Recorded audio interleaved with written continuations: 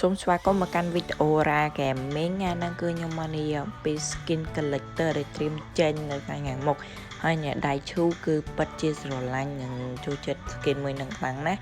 ដែលមាន server អីខ្លះតទៅមកខ្ញុំដែលមុនទួនអត់តន់ចេញ effect skill ក៏ loading screen នេះទេគឺតន់តែចេញរូបរាងឥឡូវយើងមើល server ទី1នេះគឺជា server ទី2របស់ឈូដែលមានស្នែងអីចឹងណាហើយយើងមើលទៅគឺស្អាតយើងអាចអានេះយើងអាចបោះឆ្នោតបានហើយនេះគឺជា survey skin ទី3ដែល survey skin ទី3ហ្នឹងមើលដូចទៅ skin yin ខ្លាំងមែនទែនបងប្អូនគឺលោចកប់សេរីមែនទែនហើយនេះគឺ survey skin ទី4 survey skin ទី4បែបបិសាច់គឺខ្ញុំចូលចិត្តខ្លាំងមែនទែនដូចអា Muscle collector free តែអត់ទាន់ចេញ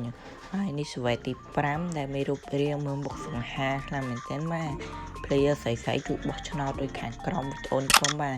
តែមុនទៅចូលទៅដល់វីដេអូជួយ subscribe ខ្ញុំមួយផងដើម្បីគ្រប់100 subscribe អីចឹងណានេះ survey ទី6មើលទៅក្បាច់គុណលើកជើងលើកដៃចឹងទៅនេះគឺជា survey រូបទី7ដែលមើលទៅសក់សបែកភ្លើងអីចឹងទៅបងប្អូនអាចមើលបាននេះគឺជា survey ទី8មុននិយាយទៅមុនទូនចេញ survey មកច្រើនណាស់មែនតើដោយសារតែ player ឈូយើងគឺចូលចិត្តលេងឈូច្រើនអញ្ចឹង skin គឺអាចមិនមែនជា collector ឬក៏អាចជា legend នេះក៏តាមបានគឺមើលទៅ survey គឺច្រើនណាស់មែនតើហើយនេះគឺ survey បែបពោះ